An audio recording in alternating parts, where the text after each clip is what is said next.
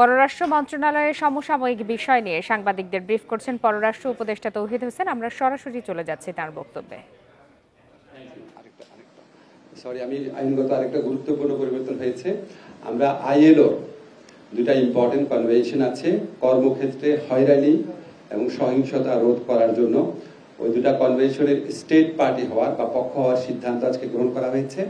এটা করা হলে বিশেষ করে কর্মক্ষেত্রে নারীদের নিরাপত্তা অনেক বেশি বৃদ্ধি পাবে বলে আমরা বিশ্বাস করি। ধন্যবাদ। Thank you. আপনারা প্রশ্ন করতে পারেন। প্রশ্ন করার সময় আপনার নাম বলবেন এবং আপনার প্রতিষ্ঠানের নাম বলবেন।